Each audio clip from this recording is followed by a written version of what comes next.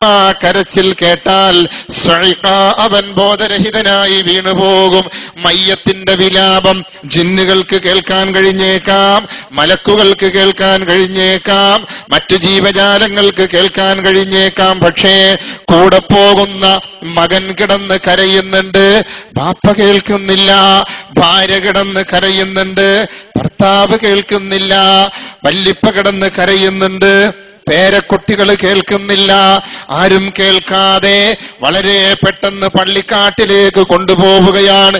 മയ്യത്ത് നമസ്കാരം കഴിഞ്ഞാൽ കല്യാണ ദിവസം വളരെ ഭദ്രമായ സോഫ്റ്റായ അറയിലാണ്, സോഫ്റ്റായ തലയിണയിലാണ്, മെത്തയിലാണ് കിടന്നതെങ്കിൽ ഖബറാകുന്ന മണിയറയിൽ നിനക്കുള്ള തലയിണ എന്തെന്നോ, ഖബറാകുന്ന മണിയറയിൽ നിനക്കുള്ള മെത്ത എന്തെന്നോ, മണ്ണിന്റെ തലയിണയാണതിൽ നിനക്കുള്ളത്. ഞെരുക്കത്തിനാൽ ഇരുഭിത്തിയാണതിനുള്ളത്. അതിനുള്ള ബാബുകൾ ഭദ്രമായി പൂട്ടുന്നതാ, താക്കോൽ ഇസ്രാഫീൽ സൂക്ഷിക്കുന്നതാ. മണ്ണിന്റെ തലയിണയാണ് മോനെ, സോഫ്റ്റായ മെത്തയില്ല, യാതൊരു സൗകര്യങ്ങളുമില്ല. ഒന്ന് നിവർന്നിരിക്കാൻ അല്ലെങ്കിൽ ഒന്ന് നിവർന്നു നിൽക്കാൻ പോലും യാതൊരു സൗകര്യവുമില്ലാത്ത ഇടുങ്ങിയ ഒരു ചെറിയ കുഴിയിലല്ലേ നിന്റെ അവസാനത്തെ വാസസ്ഥലമായി നീ ചെന്നുപെടുന്നത്. പലക വച്ച് മൂടിയാൽ, മണ്ണിട്ട് മൂടിയാൽ, നിന്റെ വീട്ടുകാരും കൂട്ടുകാരും നാട്ടുകാരും തിരിച്ചു പോന്നാൽ, കല്യാണ ദിവസം നിന്റെ മണിയറയിൽ നിനക്കൊരു പെണ്ണുണ്ടായിരുന്നെങ്കിൽ, മയ്യത്ത് ഖബറിലേക്ക് വച്ച് ബന്ധുക്കളെല്ലാം പോന്നു കഴിഞ്ഞാൽ കല്യാണ ദിവസം ഉള്ള കൂട്ടുകാരല്ല ഖബറിൽ കിട്ടുന്നത്.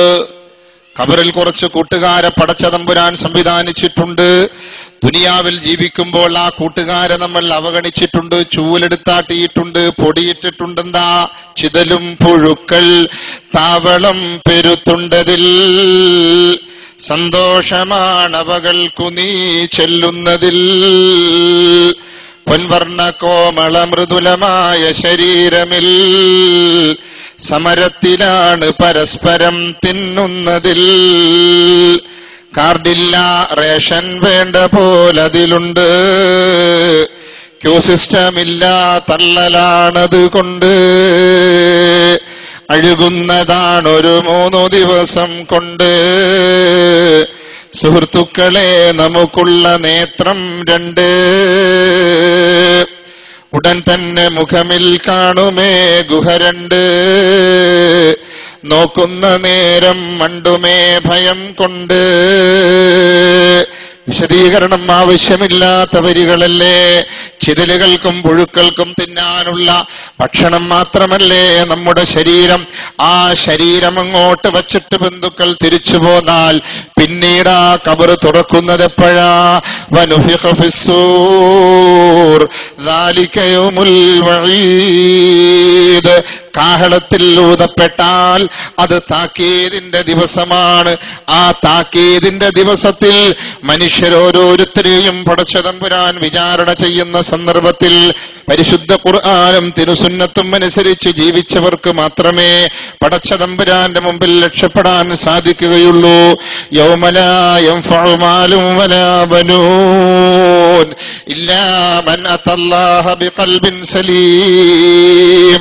സമ്പത്തോ സന്താനങ്ങളോ ഉപകരിക്കാത്ത ദിവസമാണ്. രക്ഷപ്പെട്ട ഹൃദയവുമായി റബ്ബിന്റെ മുമ്പിലെത്തിയവർക്കല്ലാതെ രക്ഷയില്ലാത്ത ദിവസമാണ്. അവിടെ പടച്ച തമ്പുരാൻ ഓരോ സമുദായത്തിനും സാക്ഷിയായി കൊണ്ടുവരുന്നത് അതാത് സമുദായങ്ങളുടെ പ്രവാചകന്മാരാണ്. ഈ സമുദായത്തിന്റെ സാക്ഷി അള്ളാഹുവിന്റെ റസൂലാണ്. അള്ളാഹുവിന്റെ ചോദ്യങ്ങൾക്ക് എന്തെങ്കിലും മുട്ടാളത്തരം പറയാൻ അവിടെ സാധിക്കുകയില്ല. കാരണം യൗമത്തുബുലസ്സറായിർ ഫമാ ലഹു മിൻ ഖുവ്വത്തിൻ വലാ നാസിർ.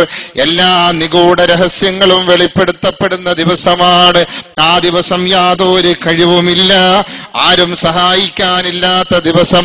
അള്ളാഹുവിന്റെ റസൂൽ സല്ലല്ലാഹു അലൈഹി വസല്ലമ സാക്ഷി പറയാൻ വേണ്ടി പടച്ച തമ്പുരാന്റെ മുമ്പിലെത്തിയാൽ വിശുദ്ധ ഖുർആനിന്റെയും തിരുസുന്നത്തിന്റെ സുന്നത്തിന്റെയും അടിസ്ഥാനത്തിൽ ജീവിക്കേണ്ട ആളുകൾ ഖുർആനിനെ മാറ്റിവെച്ചുകൊണ്ട്, സുന്നത്തിനെ മാറ്റിവെച്ചുകൊണ്ട് ഏതെങ്കിലും വാറോലകളുടെ അടിസ്ഥാനത്തിൽ, ഏതെങ്കിലും പാളക്കിതാബുകളുടെ അടിസ്ഥാനത്തിലാ ജീവിക്കുന്നതെങ്കിൽ നാളെ പാരത്രിക ലോകത്ത് പടച്ചതമ്പുരാന്റെ ഹബീബ് റസൂലുള്ളാഹി സ്വല്ലല്ലാഹു അലൈഹി വസല്ലം ഈ സമുദായത്തിനെതിരാണെന്നല്ലേ വിശുദ്ധ ഖുർആൻ പറഞ്ഞത്. വഖാല റസൂലു യാ റബ്ബി ഇന്ന ഖൗമി ഇത്തഖദൂ ഹാദൽ ഖുർആന മഹ്ജൂറാ.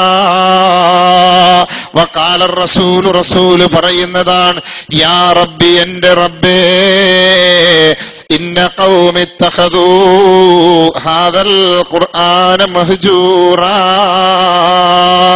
ഈ സമുദായം നിന്റെ ഖുർആനിനെ വർജിക്കപ്പെട്ടതാക്കി എന്ന് പടച്ചതമ്പുരാന്റെ മുമ്പിൽ അല്ലാഹുവിന്റെ റസൂലെതിരായി പറഞ്ഞാൽ അവിടെ സഹായിക്കാൻ ആരുമില്ല. പ്രസംഗിക്കുന്ന മുസ്ലിയാക്കന്മാരില്ല, സംഘടനക്കാരില്ല, പ്രസ്ഥാനക്കാരില്ല, നേതാക്കന്മാരില്ല. ഓരോരുത്തരെയും ഒറ്റയൊറ്റയായി വിളിച്ചിട്ടല്ലയോ വിചാരണ ചെയ്യുന്നത്. അല്ലാഹുവിന്റെ റസൂൽ എതിരായി പറഞ്ഞാൽ ഒരിക്കലും പരലോകത്ത് രക്ഷപ്പെടുകയില്ല. അതുകൊണ്ട് തന്നെയല്ലേ റബ്ബ് പറഞ്ഞത്, കുല്ലു നഫ്സിൻ ദാഇഖത്തുൽ മൗത്ത്, എല്ലാ മനുഷ്യരും മരണം ആസ്വദിക്കുന്ന തന്നെ ചെയ്യുന്നതാണ്. മരിക്കുമെന്നല്ല പറഞ്ഞത്, മരണം ആസ്വദിക്കുമെന്നാ പറഞ്ഞത്.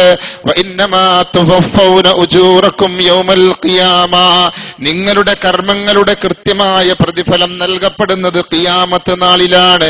ഫമൻ സുഹ്സിഹ അനിൻ നാരി വഉദ്ഖിലൽ ജന്നത ഫഖദ് ഫാസ്. ആ ദിവസത്തിൽ നരകത്തിൽ നിന്നും രക്ഷപ്പെട്ടുകൊണ്ട് സ്വർഗത്തിൽ പ്രവേശിപ്പിക്കപ്പെട്ടവനാരോ അവൻ ഭാഗ്യവാനാണ്, വിജയിയാണ്. വമൽ ഹയാത്തുദ് ദുനിയാ ഇല്ലാ മതാഉൽ ഗുറൂർ.